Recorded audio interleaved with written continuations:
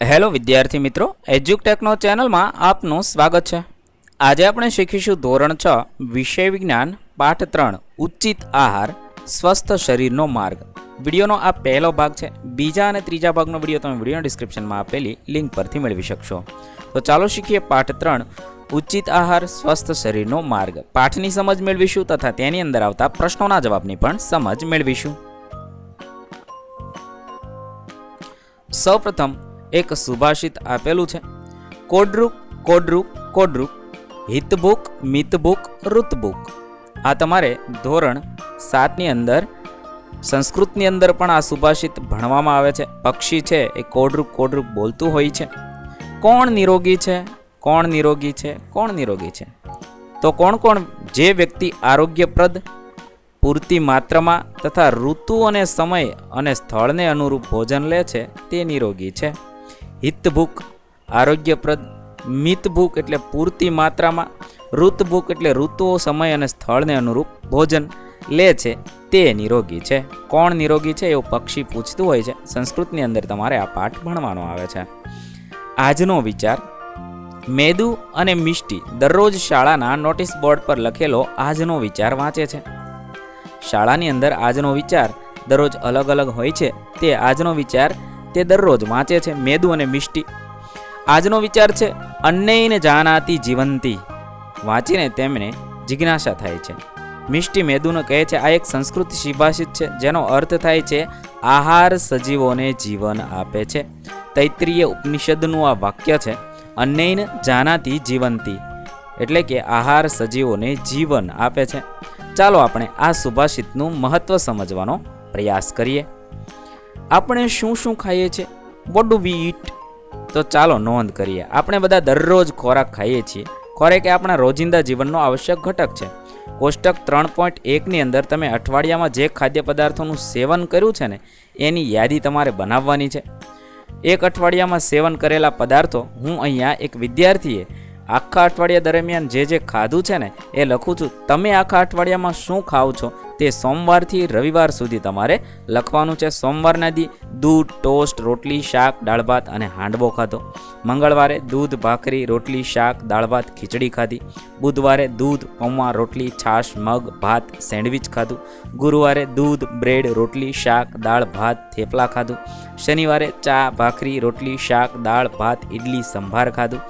શનિવારે દૂધ, પૌવા, રોટલી, છાશ, મગ, ભાત, ભાખરી અને શાક ખાધું। અને રવિવારે ગાંઠિયા, પૂરી, શાક, છાશ, દાળ ભાત, આલુ પરોઠા ખાધા। આવી રીતે તમે આખા અઠવાડિયા દરમિયાન શું ખાઓ છો ને એનું તમારે લિસ્ટ બનાવવાનું છે। દરરોજ તમારે જે દિવસે જે વસ્તુ આખો દિવસ દરમિયાન ખાધું હોય તેની યાદી તમારે બનાવવાની છે। કોષ્ટક 3.1માં એકત્રિત કરેલી માહિતીમાંથી તમે તમારા ખોરાક વિશે શું અવલોકન કરો છો? શું તમે દરેક ભોજનમાં એક જ પ્રકારનો ખોરાક લો છો કે તમારી પસંદગીઓ બદલાય છે? તમારે છે એ પછી વિચારવાનું છે કે તમે તમારા ખોરાકની અંદર દરરોજ એક સરખી વસ્તુ જ ખાઓ છો કે કંઈક અલગ થયું, કાંઈ બદલાયું? તમારા મિત્રો દ્વારા તૈયાર કરવામાં આવેલી યાદી છે ને અને તમારી યાદી છે એની સરખામણી કરવાની છે। તમારા મિત્રો પણ તમારા વર્ગખંડમાં આવી યાદી બનાવશે, તમારા શિક્ષક શ્રી સૂચના આપશે એ મુજબ, અને તમારે પછી તે સરખાવવાનું છે। તમારા અને તમારા મિત્રો દ્વારા લેવામાં આવતા ખોરાકમાં સમાનતા અને તફાવત શોધવાના છે। તો તમે અને તમારા મિત્રના ખોરાકની અંદર શું સમાનતા છે? શું તમે દરરોજ સરખું ખાઓ છો અને શું અલગ ખાઓ છો? તમને શું જોવા મળ્યું? તમારા તારણની નોંધ તમારે નોટબુકમાં કરવાની છે। તમને શું અલગ જોવા મળ્યું કે ભાઈ આટલી વસ્તુ અમે દરરોજ સરખી ખાઈએ છીએ, આટલી વસ્તુ અમે દરરોજ અલગ અલગ ખાધી? તમે નોંધશો કે તમારા ખોરાકમાં તમારા મિત્રો દ્વારા ખાવામાં આવતા ખોરાકમાં વિવિધતા હોય છે। બધું સરખું નહીં હોય, કંઈક અલગ હશે। શાકમાં અલગતા હશે, રોટલીમાં અલગતા હશે, બીજું કાંઈ વધારાનું ખાતા હશે। શું તમને લાગે છે કે આપણા દેશના તમામ રાજ્યોમાં ખોરાકમાં આવી વિવિધતા અસ્તિત્વમાં છે? તમને શું એવું લાગે છે કે આપણા દેશમાં વિવિધ ખોરાકની અંદર આવી વિવિધતા જોવા મળતી હશે? દરેક રાજ્યની અંદર દરેક લોકો અલગ ખોરાક લેતા હશે એવું તમને કેમ લાગે છે? તો હવે આપણે જુદા જુદા પ્રદેશોમાં લેવાતા આહાર વિશે શોધીએ। ભારતના વિવિધ રાજ્યોમાં પરંપરાગત રીતે ઉપયોગમાં લેવાતા ખોરાકના પ્રવારો અને ત્યાં ઉગાડવામાં આવતા પાક વિશે જાણવાનું છે। વિવિધ રાજ્યની અંદર પરંપરાગત ખોરાક અને પાક કયો ઉગાડવામાં આવે છે ને એની સમજ મેળવવાની છે. આ માહિતી એકત્રિત કરવા માટે તમે પુસ્તકાલયના પુસ્તકો પસંદ કરી શકો છો, ઇન્ટરનેટ પર પણ શોધી શકો છો, તમારા મિત્ર, પરિવાર અને પાડોશી સાથે વાતચીત કરીને પણ મેળવી શકો છો. અહીંયા કોષ્ટક 3.2 આપ્યું છે. વધારે રાજ્ય ઉમેરવાના છે, લખેલી માહિતી એકત્ર કરવાની છે. પંજાબ વિશે આપ્યું છે તો સ્થાનિક પાક એના કયા છે? મકાઈ, ઘઉં, ચણા અને કઠોળ એના પાક છે. ખાદ્ય પદાર્થો શું? મકાઈનો રોટલો, સરસવની ભાજીનું શાક, છોલે ભટુરે, પરોઠા, હલવો અને ખીર. અને પીણા છે લચ્છી, છાશ, દૂધ અને ચા છે. કર્ણાટકનું જોઈએ તો સ્થાનિક પાક છે ચોખા, રાગી, અડદ અને નાળિયેર. ત્યાં શું ખાય છે? તો ઇડલી, ઢોસા, સંભાર, નાળિયેરની ચટણી, રાગીના વડા, પાલ્યા એક પ્રકારનો સલાડ છે, રસમ અને ભાત. પીણા શું? છાશ, કોફી અને ચા. મણિપુરનું જોઈએ તો ચોખા, વાંસ અને સોયાબીન થાય છે. ખાદ્ય શું છે? ભાત, ઈરોમ્બા એટલે કે ચટણી, ઉત્તી એટલે પીળા વટાણા અને લીલી ડુંગળીની કઢી, સિંગજુ કાગસો એટલે એક પ્રકારનો વેજીટેબલ સૂપ છે, અને પીણામાં બ્લેક ટી છે. હવે આપણે બીજા રાજ્ય વિશે શોધીને લખવાનું છે. હું અહીંયા ગુજરાત વિશે લખું તો સ્થાનિક પાક બાજરી, મકાઈ, ઘઉં, મગફળી અને ડાંગર છે. ખાદ્ય પદાર્થો શું? ખાંડવી, ઢોકળા, ઊંધિયું, ગુજરાતી ખીચડી કઢી, થેપલા, હાંડવો, ગાંઠિયા, રોટલી એ બધું લખી શકીએ. પીણા શું? ચા અને છાશ છે, દૂધ પણ પીવે છે લોકો. આગળ જોઈએ રાજસ્થાન, તો રાજસ્થાનની અંદર શું? ઘઉં, જવ, ચણા અને બાજરી એ સ્થાનિક પાક છે. ખાદ્ય પદાર્થો દાળ બાટી, ચૂરમા, મિર્ચી વડા, ગટ્ટે કી સબ્જી, કચોરી આ બધું ખાય છે. પીણા છે અમલાતા, બાજરીની રાબ, હળદર, દૂધ આવું બધું પીવે છે. બીજું રાજ્ય જોઈએ કેરળ, તો સ્થાનિક પાક છે નાળિયેર, આદુ, કોફી, ટેપિયોકા, એલચી. શું ખાદ્ય પદાર્થ છે? તો પુટ્ટુ, કડાલા કરી, અપ્પમ, મલબાર પરોઠા, થેલા શેરી બિરયાની. પીણા સંભારમ, પાનકમ કાચી કેરીનું પીણું. ઓડિશામાં પાક છે તેલીબિયા, કઠોળ, ચોખા, મકાઈ, રાગી, સોયાબીન. ખાદ્ય પદાર્થો દાલમાં, પખાલું, ભટ્ટા, ચીના પોડા, માચા ઘંટુ આવું બધું છે. પીણા ટંકા તોરાની, ચેન્નાપન્ના આવા બધા પીણા છે. આવી રીતે તમે વિવિધ આહાર, ખાદ્ય પદાર્થો, પીણા એ માહિતી ઇન્ટરનેટ પરથી કે તમને કોઈ માહિતી આપે ત્યાંથી શોધશો અને અહીંયા લખશો. મેં અહીંયા જે રાજ્ય આપ્યા છે એ જ રાજ્ય લખવા જરૂર નથી. તમે તમને મનગમતા કોઈ પણ રાજ્ય વિશે ખોરાકમાં વિવિધતા છે એ શોધી અને લખશો. આપણા દેશના વિવિધ રાજ્યોમાં ખાવામાં આવતા પરંપરાગત ખોરાકમાં આપણને શું વિવિધતા જોવા મળે છે? તો આપણે આપણા દેશના વિવિધ રાજ્યોમાં ખવાતા પરંપરાગત ખોરાકમાં વિવિધતા જોઈએ છીએ, કારણ કે ભારતમાં વૈવિધ્યસભર આબોહવાની સ્થિતિ, વિવિધ પ્રકારની જમીન અને કૃષિ પાકોની વિવિધતા છે. કોષ્ટક 3.2માં તમે એકત્રિત કરેલી માહિતીનું વિશ્લેષણ કરો. શું એમાં એવા ખાદ્ય પદાર્થો છે કે જે ઘણા રાજ્યોમાં સમાન છે? તે ખાદ્ય પદાર્થની યાદી બનાવો.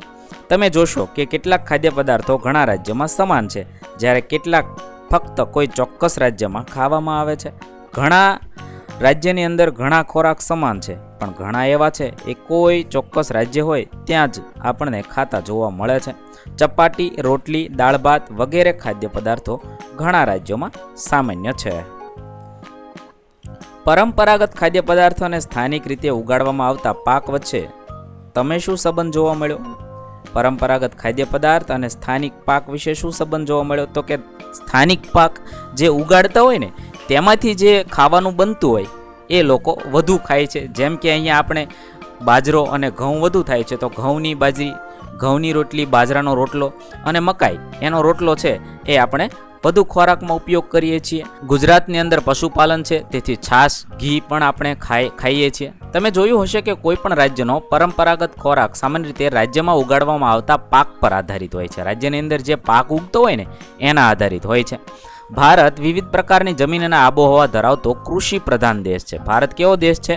કૃષિ પ્રધાન, એટલે કે ખેતી ઉપર આધાર રાખીને જીવવાવાળો દેશ છે.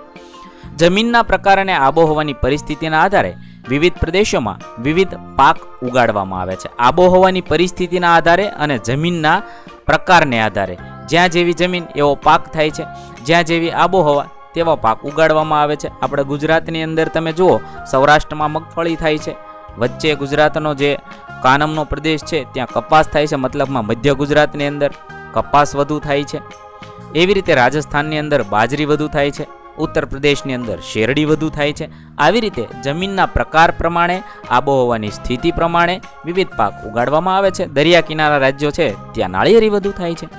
ભારતના વિવિધ પ્રદેશમાં ખોરાકની પસંદગી ચોક્કસ પ્રદેશમાં થતા ખાદ્ય પાક એટલે કે ઉત્પાદન મતલબમાં ખેતી જેની થાય છે એ વધુ ઉપયોગમાં લેવાય છે.